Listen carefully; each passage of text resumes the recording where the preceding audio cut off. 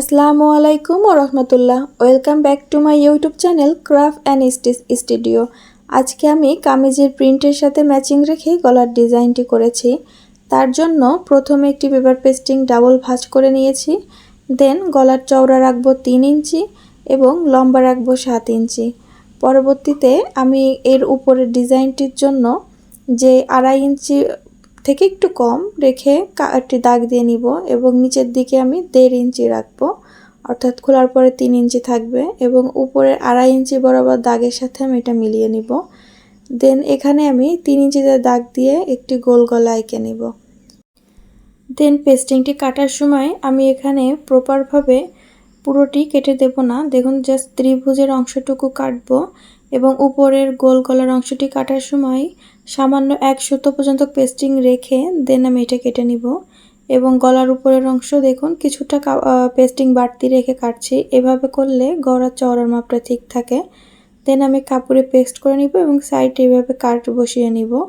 এখন কাপড়ের মিডল বরাবর পেস্টিংটি কাপড়ের সোজা পাশের সাথে পেস্টিংয়ের সোজা পাশ রেখে মাঝখান থেকে একটি সেলাই দিয়ে নিব, তাহলে গলাটি ঠিকঠাকভাবে মাঝ বরাবর বসবে। এখন পেস্টিংয়ের কোনা ঘেঁষে আমি সেলাইটি দিব এবং ত্রিভুজের এই বরাবর সেলাই দেওয়ার সময় মাঝে 2 সুতো পর্যন্ত ব্যাক ফাঁকা রেখে আপনারা সেলাইটি দিয়ে নেবেন। পরবর্তীতে আমি ভুলে গিয়েছিলাম পেস্টিংয়ের সাইড সেলাই দিতে, এই জন্য এখনই সেলাইটি দিয়ে নিলাম। এখন 2 সুতো ফাঁকা রেখে আমি কাপড়টি কেটে নিব। ত্রিভুজ এই অংশটি কাটার সময় খেয়াল রাখবেন যাতে মাঝখানের সেলাই বরাবর কোনো কাট না পড়ে যায়। দেন সাইড থেকে সুন্দরভাবে কাটস দিয়ে নেবেন, তাহলে পেস্টিংটি উল্টাইতে অনেক সুবিধা হবে। তো আমি এখন এটা দেখুন উল্টে নিচ্ছি এবং কাউচের আগা দিয়ে আমি এই মাথাটা বের করার চেষ্টা করছি, কারণ কাপড়টি একটু ভাঁজ হয়ে থাকে। তো পরবর্তীতে আমি এই গলার ঠিক কোনা ঘেঁষে একটি সেলাই দিয়ে নিব। আপনারা যদি বর্তমানে জনপ্রিয় গলার হাতার অথবা সালোয়ারের ডিজাইন দেখতে ইচ্ছুক হয়ে থাকেন, তাহলে আমার ইউটিউব চ্যানেল ভিজিট করতে পারেন। সেখানে আপনারা হ্যান্ড পেইন্টিং ও হ্যান্ড এমব্রয়ডারি রিলেটেড বিভিন্ন ধরনের ভিডিও দেখতে পারবেন ইনশাল্লাহ। তো আমি গলার সাইডের একদম কোনা ঘেঁষে সেলাইটি কমপ্লিট করে নেব।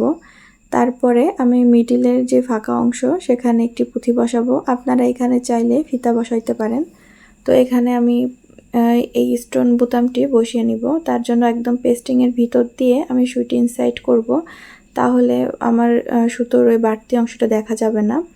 দেন একটি গিট দিয়ে নিয়ে আমার এই স্টোন বোতামটির এক সাইড থেকে সুই ইনসাইড করে অপর সাইডে আমি ভালো করে গিট দিয়ে নিব এবং এই স্টোনটি যাতে পরবর্তীতে খুলে বা সরে না যায়, এজন্য আমি নিচে দিয়ে আবারও সেম প্রসেস অবলম্বন করে আরেকটি সেলাই দিয়ে নিব। সম্পূর্ণ ভিডিওটি যারা দেখেছেন তাদের অসংখ্য ধন্যবাদ। দেখা হবে নতুন কোনো ভিডিওর সাথে।